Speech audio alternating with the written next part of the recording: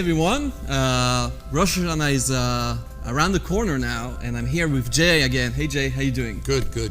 Let's start with the Herzog lineage Momentous. Okay, so this is new. And you know, my pet peeve is how people don't open a bottle of sparkling wine properly. This is not champagne. It has to come from Champagne, France, if you want to call it champagne. There's a little tab here. Let's take this tab off, and that exposes what we call the cage. And then you pull out the key, and you see that key. And from here on in, you always keep your hand on top of the cork. Turn the key, that round little circle, counterclockwise, and it holding down that cork. I'm still keeping my hand on top. And then what you do is don't turn the cork, turn the bottle. Let's pour you some of that. This is really quite a wonderful blend of Chardonnay and Chenin Blanc. And it's kind of like just a touch of yeast. It's not very yeasty at all. We know the real New Year is now, right? Rosh Hashanah. Absolutely. So in celebration of Rosh Hashanah, we got you a sparkling wine. Also a wonderful wine to drink for your lunch meals. If not your dinner meals, if you're having fish or if you're a vegan or a vegetarian. So let's put your nose in there. I smell the Chenin. I smell some a little peach. Peach, Pear. Guffin. The first sip I'm going to drink, not spit.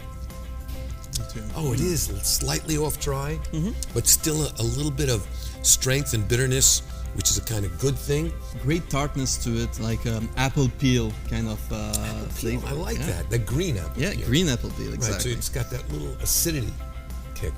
So our next wine is the Pacifica Riesling from Washington State in the Pacific Northwest of the United States. It's a white Riesling.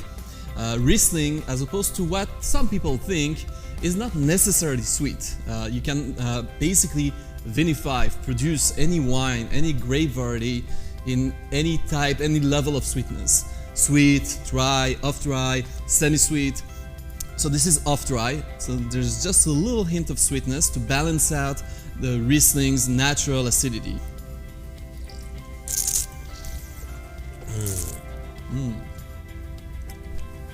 It's delicious. It just got the Chairman's Trophy Award with a 96 points at the Ultimate Wine Challenge, which is one of the world's most prestigious wine competition. This is really good. It's great stuff. Really great stuff. And it fills your mouth. Every part of your tongue, every part of your palate is just lively. Vibrant, delicious, great. mouth-watering acidity. It's a great wine. Okay. Of all of our wines, and we have so many wines, right? Yeah.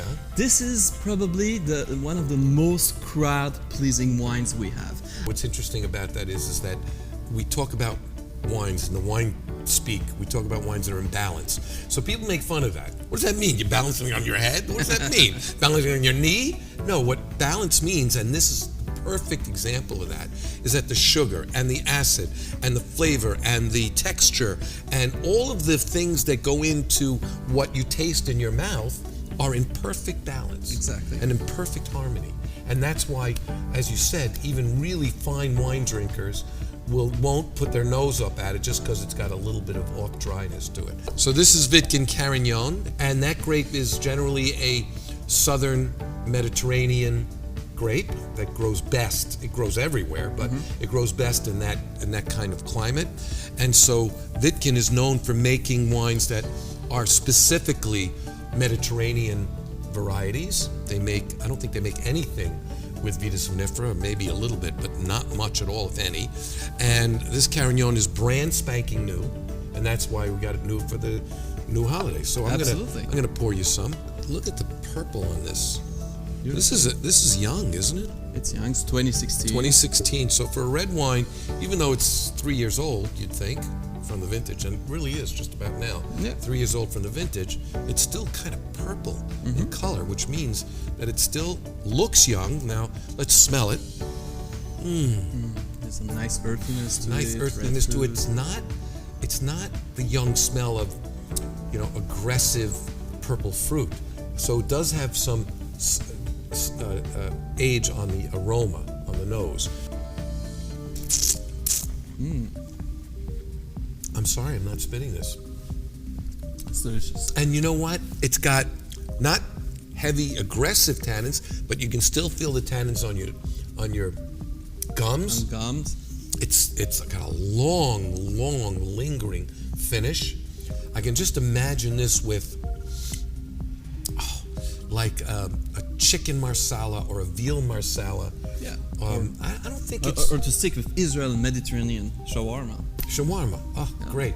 Yeah, that heavy, richer kind of chicken, especially if it's made out of pagiot, right? Exactly. Have some a little spice to it. A little spice to it, but not really for a steak. Yeah, exactly. I wouldn't do this for a steak. No, because this is a medium-bodied wine, so a steak might be a little too heavy to handle this wine.